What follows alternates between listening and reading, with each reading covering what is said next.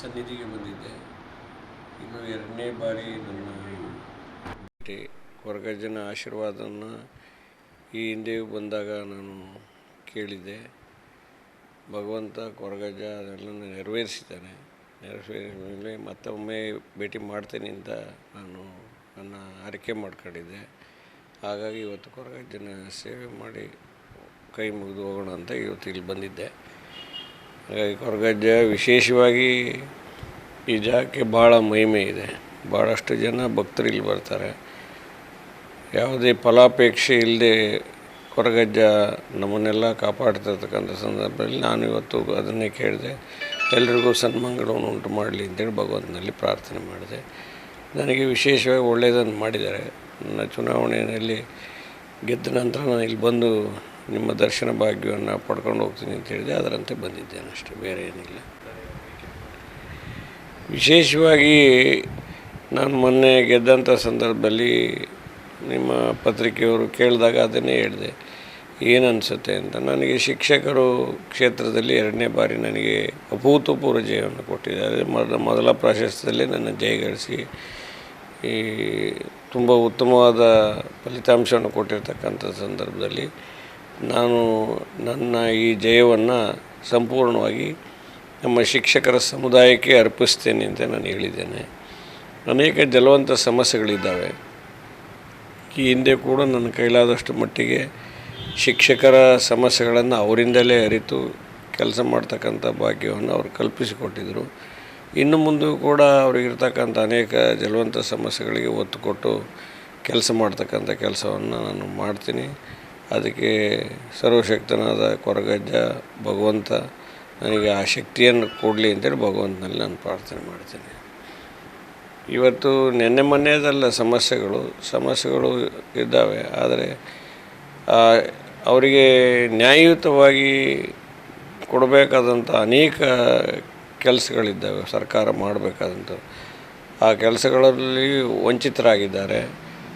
ಅದು ಸರ್ಕಾರಕ್ಕೆ ಗೊತ್ತಿಲ್ಲದೇನೋ ಅಧಿಕಾರಿಗಳ ಅನೇಕ ವ್ಯತಿರಿಕ್ತವಾಗಿದ್ದ ತೀರ್ಮಾನಗಳು, ಸರ್ಕ್ಯುಲರ್ಗಳನ್ನ ಅವರು ಆ್ಯಕ್ಟ್ಗಳ ರೀತಿಯಲ್ಲಿ ಮಾಡ್ತಕ್ಕಂಥದ್ದು. ಯಾವತ್ತೂ ಸರ್ಕ್ಯುಲರ್ದೇ ಆದಂಥ ಗೌರವ ಇದೆ.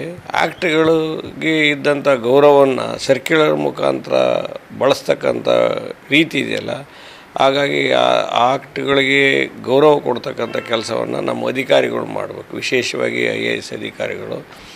ಹಾಗಾಗಿ ಮಂತ್ರಿಗಳು ಕೂಡ ಇದನ್ನು ಭಾಳ ಗಂಭೀರವಾಗಿ ನೋಡಬೇಕು.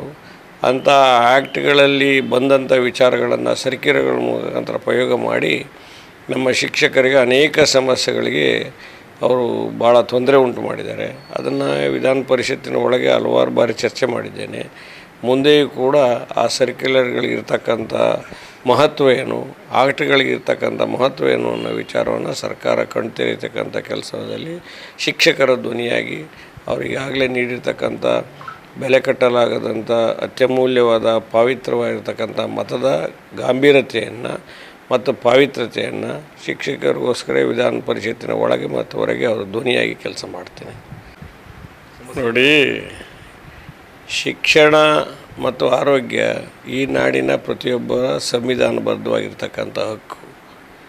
ಆ ರೈಟನ್ನು ಕೇಳಿ ಪಡಿಬೇಕಂತಿಲ್ಲ. It is inbuilt in our constitution.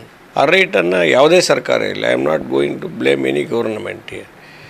ನಾನು ಆಸ್ ಎ ಶಿಕ್ಷಕರ ಕ್ಷೇತ್ರದ ಪ್ರತಿನಿಧಿಯಾಗಿ ಆ ರೈಟನ್ನು ಕೊಡಬೇಕಾದಂಥ ಕೆಲಸ ಕೇಂದ್ರ ಸರ್ಕಾರ ಇರ್ಬೋದು, ರಾಜ್ಯ ಸರ್ಕಾರ ಇರ್ಬೋದು, ಕೊಡಲೇಬೇಕಾಗ್ತದೆ. ಅದು ಇದುವರೆಗೂ ಆಗ್ತಾ ಇಲ್ಲ. ಶಿಕ್ಷಣ ಇವತ್ತು ಉಳ್ಳವರ ಪಾಲಾಗಿದೆ. ಅದು ಉಳ್ಳವರ ಪಾಲು ಆಗಬಾರ್ದು. ಶಿಕ್ಷಣದಿಂದಲೇ, ಶಿಕ್ಷಣ ಕ್ರಾಂತಿಯಿಂದಲೇ ಎಲ್ಲ ಅಭಿವೃದ್ಧಿ ಕಾರ್ಯಗಳಾಗ್ತಕ್ಕಂಥದ್ದು. ಮತ್ತು ಆ ಮನುಷ್ಯ ಏನಾದರೂ ಬುದ್ಧಿವಂತ ಆಗಿ ಶಿಕ್ಷಣ ಕ್ಷೇತ್ರದಲ್ಲಿ ಮುಂದೆ ಬಂದರೆ ತನ್ನ ಕಾಲ ಮೇಲೆ ತಾನೇ ನಿಂತು ಬಾಳ್ತಕ್ಕಂಥ ಮತ್ತು ನಾಡಿಗೆ ಉತ್ತಮವಾದ ಕೊಡುಗೆಯನ್ನು ಕೊಡ್ತಕ್ಕಂಥ ಶಕ್ತಿ ತಾನಾಗೆ ಶಿಕ್ಷಣದಿಂದಲೇ ಬರ್ತದೆ. ಅಂತಹ ಶಿಕ್ಷಣವನ್ನು, ಜೀವನದ ಶಿಕ್ಷಣದ ಮೌಲ್ಯವನ್ನು ಕಾಪಾಡ್ತಕ್ಕಂಥ ಕ್ವಾಲಿಟಿ ಆಫ್ ಎಜುಕೇಷನ್ ಕೊಡ್ತಕ್ಕಂಥ ಕೆಲಸ ಸರ್ಕಾರದಿಂದ ಆಗಬೇಕಾಗ್ತದೆ. ಆ ಕೆಲಸವನ್ನು ಮಾಡೋ ವಿಚಾರದಲ್ಲಿ ನಾವು ಸರ್ಕಾರಕ್ಕೆ ಯಾವ ರೀತಿ ಕಣ್ತೆರೆಸಬೇಕು ಅನ್ನೋ ವಿಚಾರದಲ್ಲಿ ಖಂಡಿತ ನಾವು ಶಿಕ್ಷಕರ ಪ್ರತಿನಿಧಿಯಾಗಿ ಕೆಲಸ ಮಾಡ್ತೀನಿ. ಉದಾಹರಣೆಗೆ ಮಾನ್ಯ ಸಚಿವರು, ಶಿಕ್ಷಣ ಸಚಿವರು ಇದ್ದಾರೆ. ಅವರೇ ಹೇಳಿದ್ದಾರೆ ನನಗೆ ಕನ್ನಡ ಮಾತಾಡೋಕ್ಕೆ ಬರೋಲ್ಲ. ಇದು ಅಪಹಾಸ್ಯ. ಕನ್ನಡ ನಾಡಿನಲ್ಲಿ ಕನ್ನಡಕ್ಕೆ ಪ್ರಾಧಾನ್ಯತೆ ಇರತಕ್ಕಂಥ ಶಾಸ್ತ್ರೀಯ ಸ್ಥಾನಮಾನವನ್ನು ಇರತಕ್ಕಂಥ ಈ ಭಾಷೆಯಲ್ಲಿ ಮಾನ್ಯ ಮುಖ್ಯಮಂತ್ರಿಗಳು ಹೇಳ್ತಾರೆ ಕನ್ನಡವನ್ನು ಆಡಳಿತ ಭಾಷೆ ಮಾಡಿದೆ. ಆಡಳಿತ ಭಾಷೆ ಮಾಡಬೇಕಾದ್ರೆ ಕನ್ನಡಕ್ಕೆ ಯಾವ ರೀತಿ ಪ್ರಾಧಾನ್ಯತೆಯನ್ನು ಈ ಹಿಂದೆ ನಮ್ಮ ಅನೇಕರು ಕೊಟ್ಟಿದ್ದರು, ಆ ಪ್ರಾಧಾನ್ಯತೆಯನ್ನು ಮುಂದುವರಿಸ್ಕೊಂಡು ಇನ್ನೂ ಹೆಚ್ಚು ಮಾಡಿ ಕನ್ನಡದ ಗೌರವವನ್ನು ಕಾಪಾಡ್ತಕ್ಕಂಥ ಕೆಲಸ ಆಗಬೇಕಾಗ್ತದೆ. ಕನ್ನಡ ಬರದೇ ಇರತಕ್ಕಂಥ ಸಚಿವನ ಇಟ್ಕೊಂಡು ನೀವು ಕನ್ನಡ ಆಡಳಿತ ಭಾಷೆಯಾಗಿ ತರ್ತೀರಿ. ಅಂದು ಕನ್ನಡ ಶಾಲೆಗಳನ್ನು ತೆರೆದಂಥ ಸಂದರ್ಭದಲ್ಲಿ ಅನೇಕ ಹಿರಿಯರು ನಮ್ಮ ಮಕ್ಕಳು ಕಲೀಲಿ, ವಿಶೇಷವಾಗಿ ಹಳ್ಳಿಗಾಡಿನ ಮಕ್ಕಳು ಕಲೀಲಿ, ಹೆಣ್ಮಕ್ಳು ವಿದ್ಯಾವಂತರಾಗಲಿ ಅಂತೇಳಿ ಅನೇಕ ಸಂಸ್ಥೆಗಳನ್ನು ಸ್ಥಾಪನೆ ಮಾಡಿದರು. ಕೆಲವು ಏಡೆಡ್ ಇರ್ಬೋದು, ಅನ್ಎಡೆಡ್ ಇರ್ಬೋದು. ಅವೆಲ್ಲ ಪರಿಸ್ಥಿತಿ ಏನಿದೆ ಮುಚ್ಚಂಥ ಪರಿಸ್ಥಿತಿ ಇದೆ. ಈಗ ಕ್ವಾಲಿಟಿ ಆಫ್ ಎಜುಕೇಷನ್ ಬಗ್ಗೆ ಮಾತಾಡ್ತಕ್ಕಂಥ ಸರ್ಕಾರ first they should fill all the vacancies which are vacant ಇದೆ, ಅದನ್ನೆಲ್ಲ ಫಿಲ್ ಮಾಡಬೇಕಲ್ಲ. ಅನೇಕ ಏಡೆಡ್ ಶಾಲೆಗಳಲ್ಲಿ, ಸರ್ಕಾರಿ ಶಾಲೆಗಳಲ್ಲಿ ಮೋರ್ ದ್ಯಾನ್ 50% ಶಿಕ್ಷಕರೇ ಇಲ್ಲ. ಇಂಥ ಶಿಕ್ಷಕರು ಇಲ್ಲದೇ ಇದ್ದಂಥ ಸಂದರ್ಭದಲ್ಲೂ ಕೂಡ ನಮ್ಮ ಶಿಕ್ಷಕರು ಇರ್ತಕ್ಕಂಥ ಶಿಕ್ಷಕರು ಕ್ವಾಲಿಟಿ ಆಫ್ ಎಜುಕೇಷನ್ನ ಮಕ್ಕಳಿಗೆ ನೀಡುವಲ್ಲಿ, ವಿದ್ಯಾಭ್ಯಾಸ ಯಾವುದೇ ನಮ್ಮ ಮಕ್ಕಳಿಗೆ ತೊಂದರೆ ಆಗದ ರೀತಿಯಲ್ಲಿ ನೋಡ್ಕೊಂಡು ಬಂದಿದ್ದಾರೆ.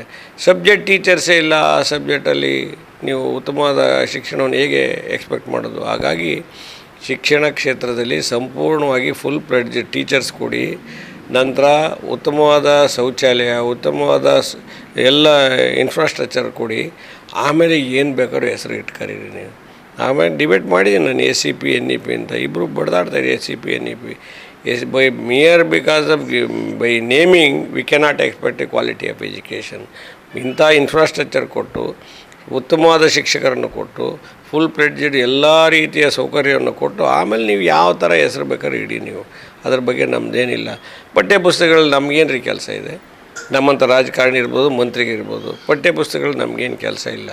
ಪಠ್ಯಪುಸ್ತಕಗಳನ್ನು ಕೊಡ್ತಕ್ಕಂಥ ಅನೇಕ ಶಿಕ್ಷಣ ತಜ್ಞರಿದ್ದಾರೆ. ಇಲ್ಲಿ ನೋಡಿ, ನೀವು ಇರ್ತಕ್ಕಂಥ ನಮ್ಮ ಇಸ್ಮಾಯಿಲ್ ಸಾಹೇಬರು ಅನೇಕ ವರ್ಷಗಳಿಂದ ಕೆಲಸ ಮಾಡಿ ಶಿಕ್ಷಣದಲ್ಲಿ ಅನುಭವ ಇರ್ತಕ್ಕಂಥ ಸಾವಿರಾರು ಮಂದಿಗಳಿದ್ದಾರೆ. ಅವ್ರ ಮುಖಾಂತರ ನೀವು ನಮ್ಮ ಮಕ್ಕಳಿಗೆ ಯಾವ ಪಠ್ಯಪುಸ್ತಕ ಕೊಡಬೇಕು, ಈ ಪಠ್ಯಪುಸ್ತಕ ಕೊಡೋ ಮುಖಾಂತರ ಕೊಟ್ಟರೆ ನಮ್ಮ ಮಕ್ಕಳು ಯಾವ ರೀತಿ ನಾಡಿನ ಅಭ್ಯುದಯ ಕೆಲಸ ಮಾಡ್ತಾರೆ ಮತ್ತು ಉತ್ತಮವಾದ ಜೀವನದ ಶಿಕ್ಷಣ ಕಲಿತಾರೆ ಅಂದರೆ ಅಂಥ ಶಿಕ್ಷಣ ತಜ್ಞರಿಂದ ತಯಾರಾದಂಥ ಪಠ್ಯಪುಸ್ತಕಗಳನ್ನು ಕೊಡಿ.